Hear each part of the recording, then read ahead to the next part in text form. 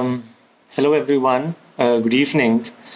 Welcome to our Facebook Live webinar for all students, especially UPSC aspirants.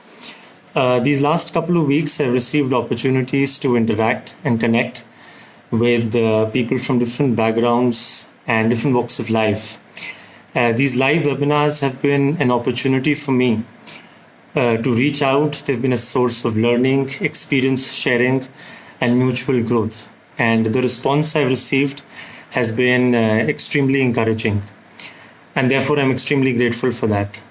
Today, I have the honor and pleasure of connecting with Mr. Vivek Atray, who's a former bureaucrat in the Indian Administrative Services, who held positions and responsibilities as Director Tourism, IT, and as DC, the city of Panchkula.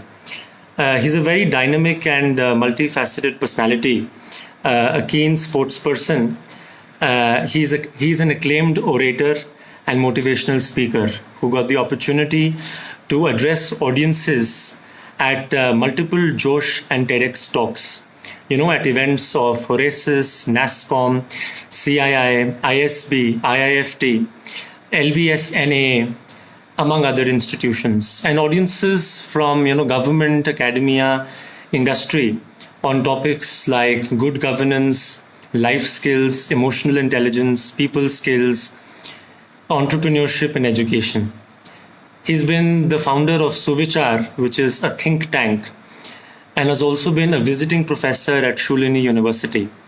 He's a member of the advisory board of the Action Aid, and he founded the Vibrant Network Forum at the Chandigarh Literary Society.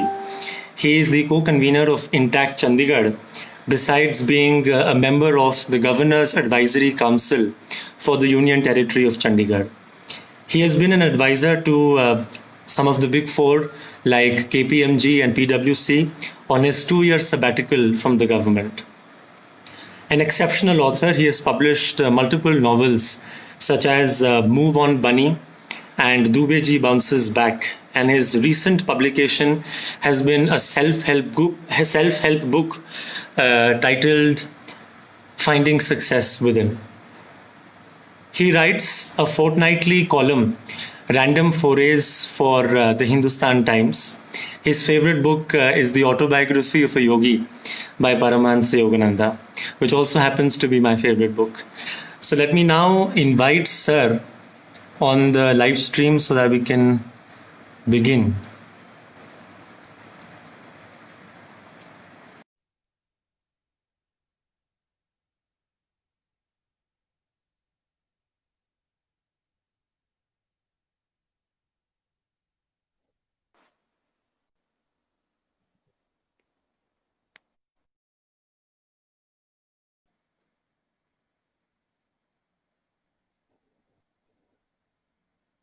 Good evening, sir. Hello.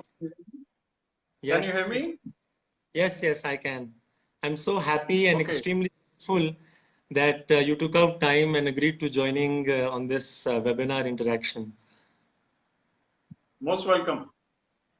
So viewers, the agenda of this webinar is to receive Sir's guidance and wisdom and experience on UPSC aspiration and preparation. Close to 8 lakh aspirants, appeared for prelims last year.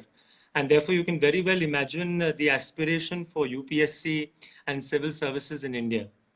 Apart from this, we'd also get to hear from Sir on multiple topics and issues and challenges that youngsters and young adults and working professionals and students like us face in today's time. So I'd like to welcome again you, Sir, and can we begin? Yeah, let's go ahead, Aditya. Thank you for inviting me. Yes. So, sir, in an overpopulous country like India, where the freedom of making, a concerted choice of profession is still evolving, and not a lot of us can make a definite choice of one particular profession. So, and for those who are aspiring for civil services in this kind of a circumstance and context, what would be your advice? What is the self-check really that one can make before embarking on, preparation for a grueling examination like that of UPSC? What are some of the skills and competencies and nature of profiles that are required to get in the administration or not, and also succeed and sustain in the administration? Yeah, it's a very large question, but I'll take it in two parts. Of course, life is unpredictable and uncertain. There is no certainty in life, and that is part of life. It is not to be taken with fear or worry. We are all living in an unpredictable environment, and anything can happen on any day. So it is something that we have to live with. Life cannot be a 2 plus 2 or any formula mode. It has to be taken every day at a time. So if you take life one day at a time, then you are pretty much settled in your mind. Of course, you have to plan for the future, and of course, you have to build up your skill sets and qualities. But once you have the foundation within, then you can be successful without. So I'll repeat that if you have the qualities within you, then you can be successful on the exterior, that is outer activities. Now, coming to careers, of course, the UPSC exam and a government service is only one part of the career, or one option for a career. Many people opt for entrepreneurship, some opt for private sector jobs. I know you are getting into consulting yourself, and some people opt for a professional self-employed role like a chartered accountant or lawyer or doctor or architect. So if you choose for the government service and you choose the civil services exam, the UPSC exam, then obviously you will have to work hard, number one. Number two, you'll have to focus. So many people appear, as you know, as you said, 8 lakhs and more. So it is very necessary that a UPSC aspirant has to study not only hard, but study smart. So preparing yourself in an all-round way, that is not becoming bogged down by only one subject or one set of topics, but studying in an all-round way, that is general studies. General studies is the most important. So preparing in your GK by reading, by writing, and reading lots of books is anyway advisable for any young person. I can always make out in a conversation which young person has been reading or is a book reader. So that is a great asset to have. You mentioned the autobiography of a yogi. I have it here lying right behind me. And it is a great book. Any book which inspires you, you must keep reading. And then building up your focus on writing skills, speaking skills, and confidence, your personality, your knowledge, your know-how, your creative skills. All these things become a part of you, only then you can succeed. And then also there's so many factors involved, so many brilliant people there. So luck also plays a factor. And then you asked me also, what do you need once you get into the service? Well, the same attributes will be required, but you also have to be a very good balanced thinker, good at public dealing. Emotional intelligence has to be high. I have a Josh talk which is quite viral, as you know. It has about 12 to 13 lakh views in Hindi. That there I give a lot of qualities of what an IAS officer should do. So not only an IAS officer, any officer needs these qualities. So you have to be obviously public service minded. You cannot be narrow minded, and you have to have a kind of passion to serve the public, and that is very important. So in a nutshell, this is my answer. You can I think it'll give some light and some direction to those who are aspiring. Definitely, this has been very helpful, but this makes me to think, about government's recent push towards, lateral entry and inducting people from industry and corporate sector. So, where do you think is the push being towards, targeted skills and qualities and competencies and targeted experience of people from specific sectors, that they replicate their experience and wisdom and know-how in government services? Yeah, so you know that the generalist versus specialist argument has always been on the debate. Yes. The civil services is a generalist service, right? So a person has to be an all-rounder, could be in agriculture one day, sports the next day or next year, and then he could be in supplies and disposals, then he could be in tourism. So vastly different subjects are covered by the generalist services. Like I have been in education, tourism, IT.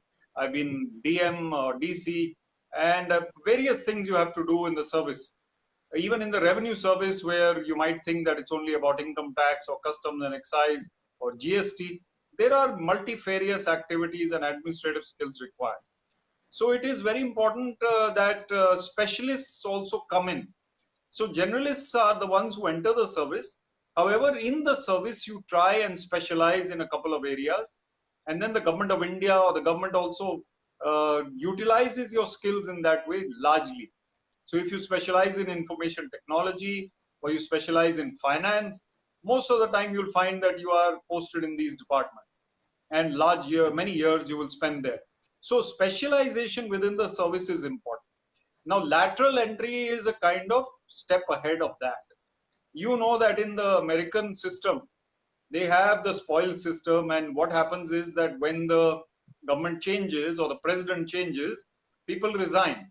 And then when the new president comes, he brings with him a lot of people from the industry and from private sector jobs, and they become civil servants at many levels. They also come into foreign services and they represent their country. So it is much more prevalent in a country like the US that people switch over from other sectors to the government. And a lateral entry scheme in India is a good idea. It has to be implemented properly, and properly efficient people who are brilliant in their fields have to be brought in. Otherwise, there's nothing wrong with the civil services. They are doing a fair job, and they are doing whatever they can despite the constraint. They also have constraints of magnitude, size, and lethargy of the system. So if you bring in good people from outside, it's good, but they better be very good. Only then you should bring them in. Right, makes sense. So, sir, during the preceding years, I've seen that people from even ordinary and underprivileged walks of life getting selected, compared to, prior, when probably only students and aspirants from a definite level of studentship or academic background could get selected. So how do you visualize, what are some reasons why, people from all walks of life and diverse backgrounds are getting into services, and what are some positives and advantages they're bringing into the system itself?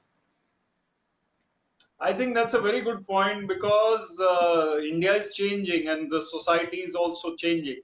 The gap of knowledge between the haves and the have-nots, it appears to be wide, but I don't think it's that much. And the skill sets that a person from diverse backgrounds has, even from a village in the far-flung areas, he's worked hard, he's a practical person, he's full of energy. We've seen it in the cricket team of India that people from backgrounds which are not that privileged have come into the national cricket team. And Dhoni became captain of India from a very underprivileged background. In earlier times, or much earlier times, in 1940s, 50s, 60s, 70s, not 70s perhaps, the only people from a certain gentry used to come into the cricket team. Even in the civil services, yes, they used to be the Bada Sahabs and the Pakka Sahabs, as you call them. But now you have people from all backgrounds coming, and it's great. It's super, because that brings in the diversity of India into the civil services. And we have people with language skills, with understanding, with empathy, sharpness of mind, and understanding of culture. And only then they can succeed. Someone who has landed from a World Bank job and studied at Harvard, and then suddenly becomes SDM of a place like Firozpur Jhirka in Haryana, or in, let's say, Kathal, not going to find it easy.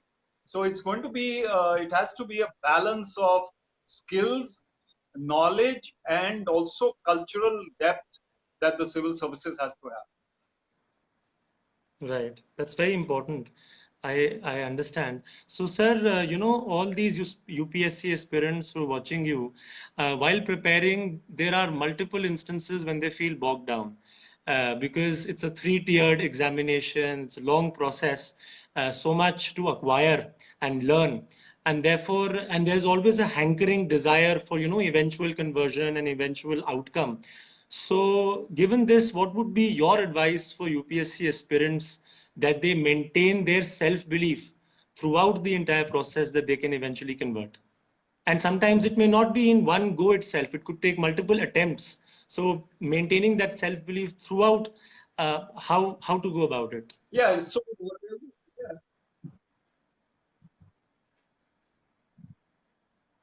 yeah, I understand. So it is very, very important for people to have self-belief, no doubt. They also need to be practical.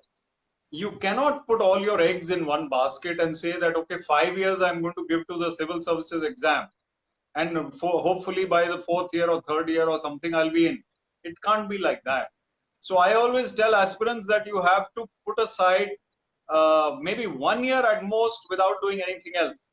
So if you dedicate 1 year fully for the exam, the rest of the time you have to do a job at the same time, because your parents are also watching you. And if you don't get through, then the next year you are depressed, you don't have a job, you are thinking of working full time for the UPSC exam. So I would suggest that everyone gets a teaching job or a lighter job or a consulting job, or starts a venture at the same time where income is coming and you are comfortable and your parents are also okay with it. And then you prepare. It means extra hard work, but that is what life is about, extra hard work. So then give it 3 years, is my feeling. Don't give it 5 years or 6 years. 3 years, if you feel that you have appeared and you have given a fair shot, and then you don't get through, then reconcile to the fact that this is not for you and something else is for you. And Amitabh Bachchan says कि his father said, Harivansh Rai Bachchan ji said to him, he says, अगर मन का हो तो अच्छा और मन का ना हो तो और भी अच्छा. What does that mean? It means that man ka nahi hua, so that means God has something else in store for you. So accept that Right. and move on. You have to be very firm on that. And Yeah. since there's so much to acquire, you have so many subjects across different streams. So the acquisition of knowledge is so much and so wide. So, and sometimes it gets really heavy on, a student or an aspirant. So what would be your advice with respect to that acquisition? How to make it more spontaneous and more natural and more welcoming, given all the pressure and stress? Yeah, actually, there you have to work on your mental calmness and balance. There is so much pressure and stress, and people are looking at you with great hope. Parents are putting pressure on their children, unfortunately, at times. I keep talking to the parents wherever I can and tell them, don't.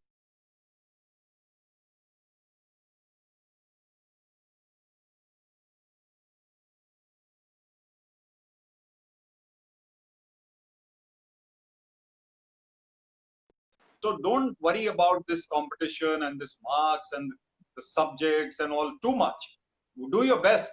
And to handle your stresses and pressures, you have to basically work on your qualities of calmness, of inner peace. So start some meditation even during your UPSC preparation or whatever exam you're appearing for.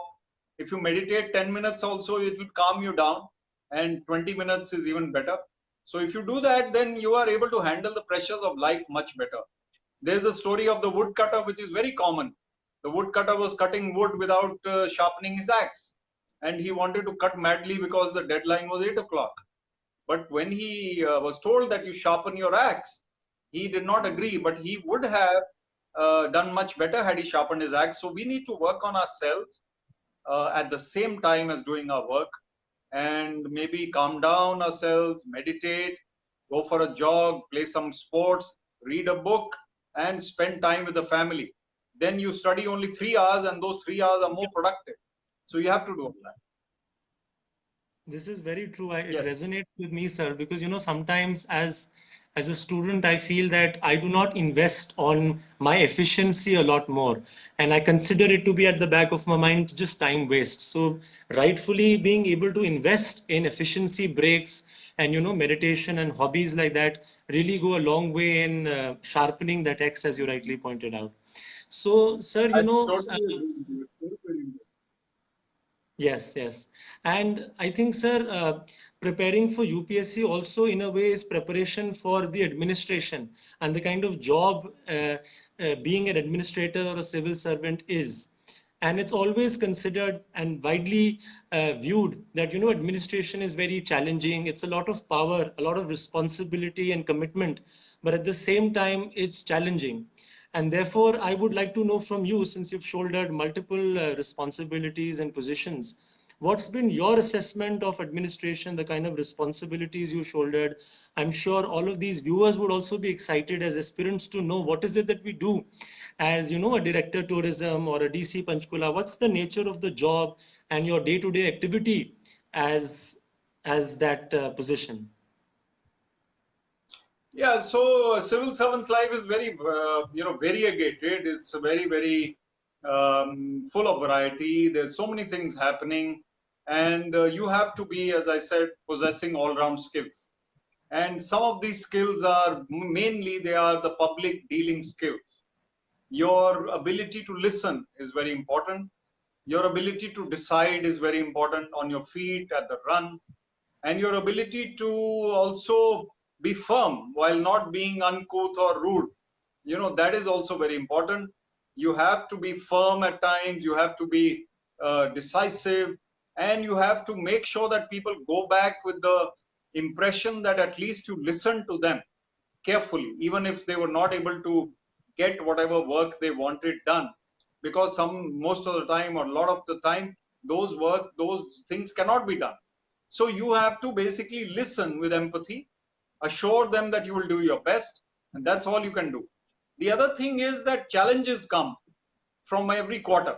They may come from the media, they may come from a politician, they may come from the public, they may come from your own staff, or they may come from somewhere else, from the capital. Somebody's calling you up. So all these things will happen all the time at the same time.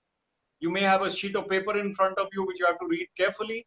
You are getting 10 calls from the chief minister's office. You have to attend a meeting within 5 minutes, and all these things are at the same time. So it is a lot of pressure at times to handle these things. It is not the same in the corporate world. I've worked a couple of years in the corporate world also, but I don't think it's the same there, because here the expectation of the public, coupled with the expectation of the policymakers, your seniors, who are also many. In the corporate entities, you won't have so many seniors to whom you are actually reporting. Here, a DC would be actually talking to 10 or 20, 30 kinds of bosses. So many people are watching you all the time, and you are interacting with so many. So I think it's something where you need coolness, calmness, you need emotional intelligence, you need people skills, you need quick thinking ability, and you need public speaking and public dealing skills. You also need man management or people management skills, and you also need communication skills. You need emotional intelligence. All these are even all these are not enough. So there's so many things you need, but all of us have to some extent these qualities. All of us need to build up our qualities in that. Yeah. So then as an administrator, I'm assuming, you know, with experience, one obviously gets better. So apart from that experience that only enables you and helps you to understand what kind of a quality you need to demonstrate at what level and at what point of time, I want to know from you, what are some skills and hobbies and habits and, you know, and tools that you leverage as an administrator, as a civil servant, to maintain that poise and that calm and show emotional intelligence and vision and all of those abilities. So what are some skills and tools that you used while you were at the helm of affairs? Yeah, I always used to be a people observer, first of all, and I used to be a writer. And I've been a writer, even now I am, and I write more rather now. So being a little observant and looking at, in the autobiography of a yogi, there's a quote about Mahatma Gandhi, which Paramahansa Yogananda writes. And he says that 50 years in prison and out had only increased the patience of Mahatma Gandhi and his humorous appreciation of the quaint human spectacle. This is a quote. The humorous appreciation of society. That means you don't take things that seriously. You take your work with joy, with enjoyment. That is an attitude to have. Secondly, you have to have outlets like books, like your favorite sport. You play, you watch, you write, you play music, you do art, you do photography. These things have to be there. Friends have to be there. Family has to be there. So these are some of the outlets. Creativity will always be a great friend of yours. Creativity will help you to stay cool and calm. If you are creative in your work, creative in your life, then you become a better human being also, in my view. And also, I think meditation, as I said, yoga, meditation, they are basically now essential. There's no escape from them. We used to not meditate till the age of 40. I didn't meditate. After that, I started meditating, and my life has become much better. And I have become much better. And I think that it is important for us to work on ourselves. Take out time for yourself. Don't spend so much time working that you have no time for family or self. So balance your life, and then civil servant can be successful. So staying creative can be an instrument to absorbing all the excess energy that we have, be it negative or positive. That's your message. I really like it. So, sir, Very good. students and young adults, these working professionals viewing you, some of us face a lot of criticism apart from instances of failure, and there've been increasingly cases that we see wherein the young adult or the working professional is not able to gracefully accept that failure and holds on to that Right. criticism or hate or failure for long. So what would be your advice, how to draw life lessons and well-meaning lessons from such criticism or failures that we encounter? Yeah, so failure is a stepping stone to success. That is what great people have said. Nowadays, young startup entrepreneurs, they wear the badge of a failed startup as like a medal. So he'll say that, okay, I have two failed startups and now my third one is this one. So it is something that we learn from. Experiences teach you a lot. You know that initially you started off like this, then you understand. Like, for example, I'll tell you, as a civil servant, a politician calls you up. People keep meeting politicians all the time. They have voted them as MLAs or whatever. They will expect them to do their work. Now, you are sitting in an office, a senior politician calls you up. That person has come to meet him. In front of him, he'll call you up and say, "Aap inko mil lena, aap dekh lena," something like that. Now, earlier I would take it very seriously that let me see what I can do. Later, I realized that the politician is only making his or doing his job by calling you up. The person who has come to him was there. Now, that person is happy with the politician for having made the call. Now, whether that job is done or not, the politician is not really bothered. He only had to make that call. I have to see as an officer whether that is a doable job, not doable, and take a firm stance on it. So these are things you learn with experience. You most of the time you don't do what the politicians say. You do only what is to be done, and that is very important. That you follow the guidelines and rules, and you do something which the government has decided, and accordingly you move forward according to norms. And that is your job. So we should learn from experience. We learn also from setbacks, and failures and obstacles are part of life. I speak a lot on in my TEDx talks also, emotional intelligence, etc.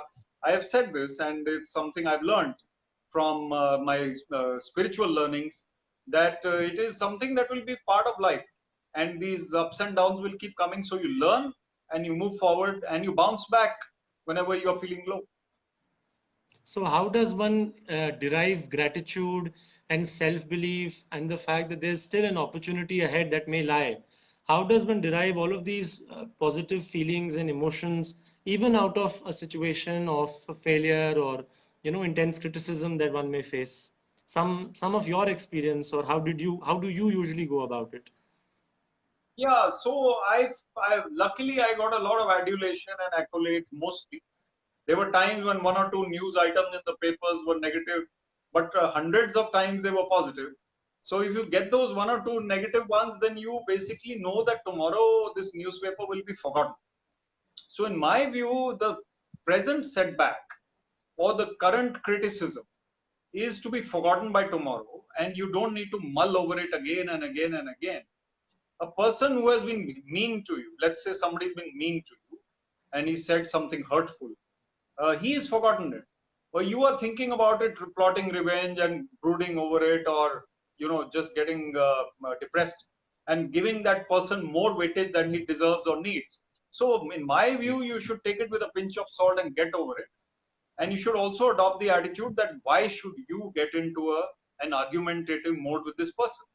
So if you don't want to, it is better. And if this person has said something, your ego is hurt, forget that ego, forgive him and move on. That is most of the time what you should do. Unless you do that, life becomes very difficult. In the civil services, you have 100 people talking to you. Somebody may be ill-mannered, somebody may be well-mannered. And even if one or two ill-mannered people are there, they can make your life very troublesome. So you have to criticism, etc., or whatever it is, it needs to be taken constructively. You can analyze and introspect, find out where your faults are. If you are losing your temper too many times, analyze why you're losing your temper. And that is self-defeating. So move forward with confidence that you can defeat your negatives, and criticism will be a part of life, but take the constructive criticism and try and improve. Right.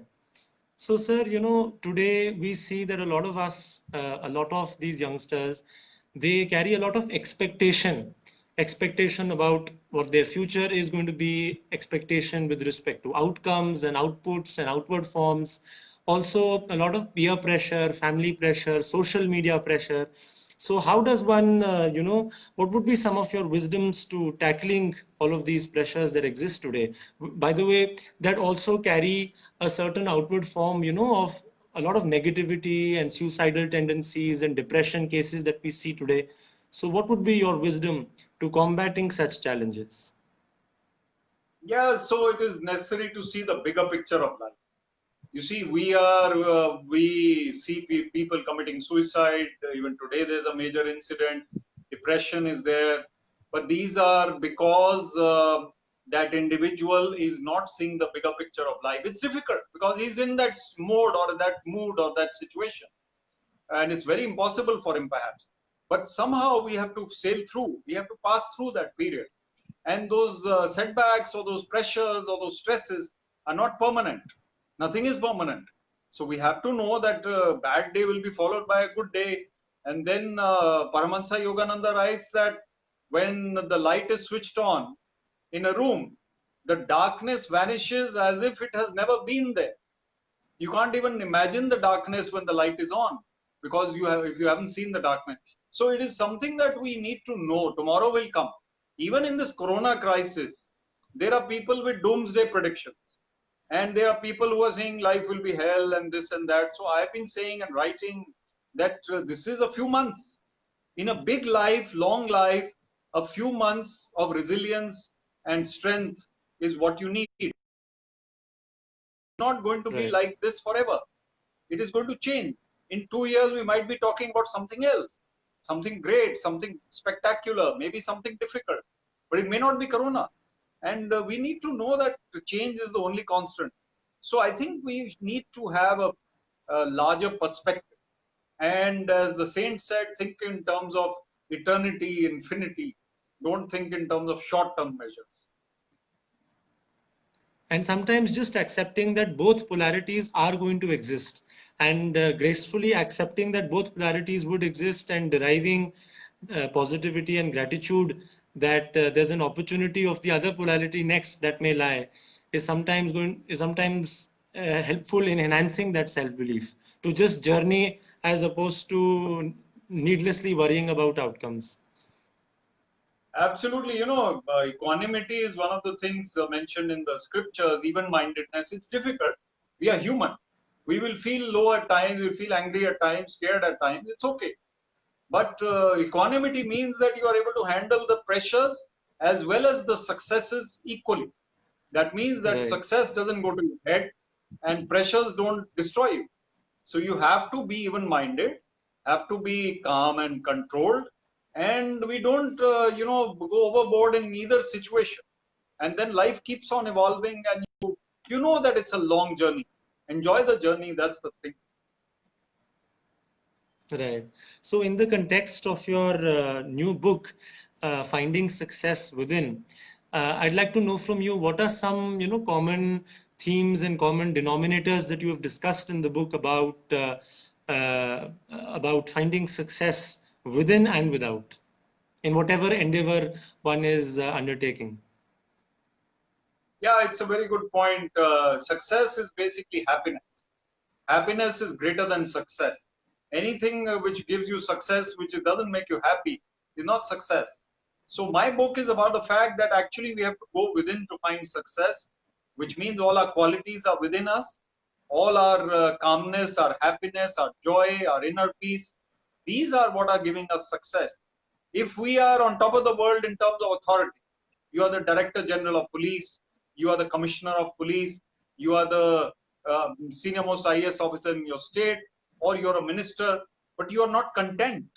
You are not finding any inner peace. Even 5 years down the line, you have been DGP and you're not finding that inner peace. What is the point of being DGP? So you have to basically find that happiness in that moment. Success is about being controlled in your mind and giving whatever joy you feel to others. Being able to share that joy with others gives you goodwill, and goodwill is actually the earning of life, in my view. Happiness is the goal of life, goodwill is the earning of life. You can encash that goodwill when you are feeling low or you are down in the dumps. People will come to you and help you because you have been good to them along the way. So success means that people are talking highly of you behind your back. People remember you 20 years after they met you because you were good to them, and you have an attitude of helpfulness to others.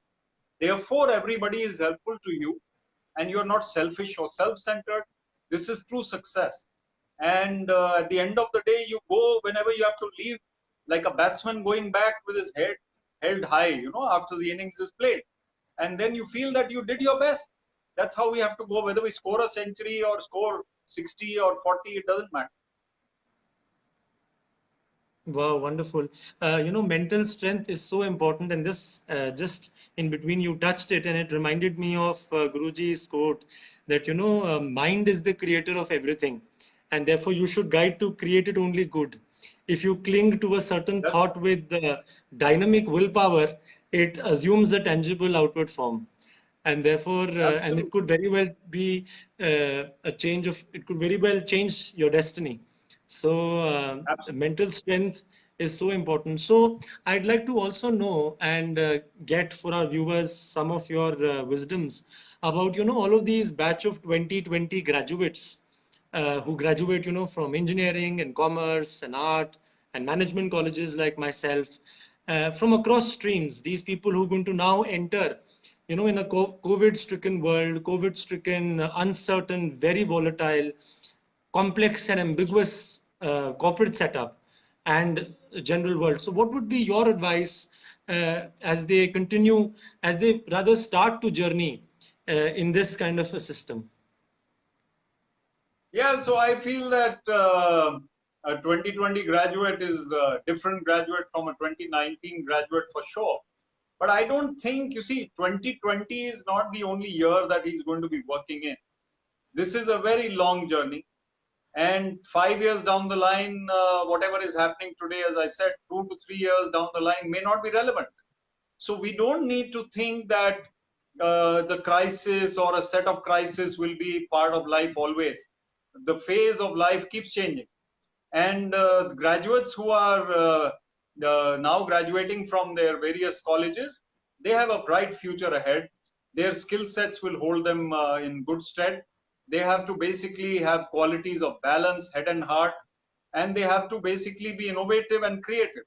They have to have calmness with them. These kinds of qualities and creative mindsets will give them success. Whatever factors are not in your control, we don't need to brood about them, worry about them. The whole world is in a pandemic. Why should I be worrying more than anyone else? So I am not going to start worrying about it. Let the world handle it. I need to handle my strength, my resilience, my qualities.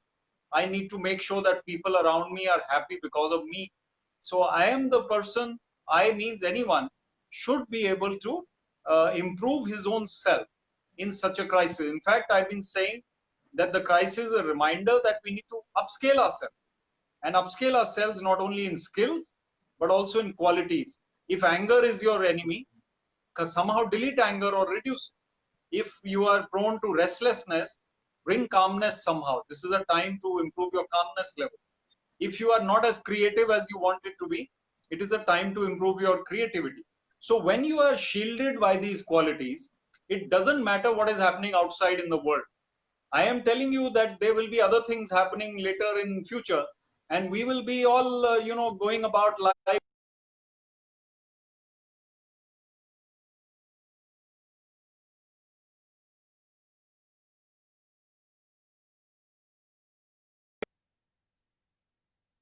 In your first opening remarks also, that whatever change we wish to bring about, in the exterior world, the without, it needs to come from within.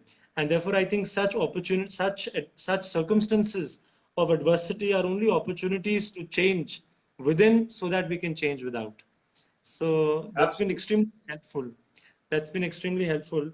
But lastly, before I let you go, I want to know, coming back to the UPSC aspect of it, what are some of the strengths of the Indian administrative services as an institution, as a system like? From your experience over these years, what have been some positives and some strengths because of which the institution of the Indian administrative services has been able to function as effectively as it has been? I think the Indian Administrative Service is the premier service of the country, has been, and all the civil services at the national level, at the state level, have been the bulwark and the real strength of India in governance. They have faced a lot of flack at times from media, from society, but I can tell you that they work very hard. And it is also true that with some modernization, training, some incorporation of creative skills, emotional intelligence in the training part, and exposure to greater types of situations, we can have great quality civil servants in future as well. And I am sure that people coming into the civil services now today are equipped with quality skill sets and also emotional intelligence which they require to handle situations. Also, the narrow mindedness is reducing in our society. So, people from all sections of society work together, and ladies are coming forward in large numbers. Ladies and gents work together. Uh, Working conditions have improved. There are so many things which are now possible, like technology has evolved so much that we can use it to better our circumstances. Earlier times, a person wanting to make a passport or a license had to go to the office to find out the form and the things to be attached. Today he sits at home and applies. So there are so Right. many things that have changed, but decision making and these kinds of things are the basic qualities of head and heart which civil servants need. I think administrative service has a great future if proper thinking is put on its future, and streamlining it as required is done. Then we can make a great success of it. There are a couple of questions, Aditya, do you see them? Yes, yes, we'll take it at the end, sir. I just have one question. Since you touched on training, I'd like to know, even I'm very curious, and I'm sure all of these UPSC aspirants who are viewing it would also like to know what's the kind of training that goes into, the LBSNA, and before you join the services, what's that 1 year or whatever period it is, what's the training like? What are some skills and abilities you receive while the training period is Yeah, so on? I went to LBSNA when I was upgraded from the Haryana Civil Service to the IAS, and that was a phase for me when I was trained over there, and it was wonderful. But I have interacted with fresh graduates of the IAS there as well as otherwise, and many of them have worked with me, or I have worked with them, and it has been a pleasure. And what I know about that training is it is complete in quite many respects. There is a lot of intellectual input, a lot of leadership training, administrative training, exposure to various circumstances and situations. I know that there is all round training like sports and yoga and horse riding and management training. I know that there are so many facilities in Mussoorie there which are world class. I also am a speaker at Mussoorie in the National Center for Good Governance, which is attached with the LBSNA, is under the DOPT, where students, civil services officers from various countries come to train. So we have the best facilities for training over there, and many people have been trained by experts who are from all kinds of fields. So we have great talent coming there, and the training is absolutely wonderful. If a little bit of more skill set of public dealing, emotional intelligence, balancing their minds, and maybe meditation can be enhanced and increased, then I think it will become even better. Right, right. So, what are some challenges that the Indian bureaucracy is staring at? Because when you read newspapers, you always have some criticism that bureaucrats have to face. So, what are these genuine challenges that Indian bureaucracy needs to combat, and all of these civil servant aspirants who could probably join would have to face and would have to conquer when they are at their helm of affairs? Yeah, the first thing is that now it's a breakneck speed of governance. There is very little time to think and pause. So much is happening. Video conferences are happening all the time. There is a lot of review happening all the time. Media scrutiny and court scrutiny has increased. There are so many challenges before officers who are right thinking and who are level headed and who are hardworking. They face a lot of these challenges. And if the system is also rotten on your left or right, then again you face challenges from that side.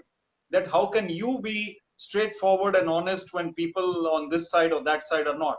So therefore, all these challenges are there. Political challenges and challenges from various sections of society are there.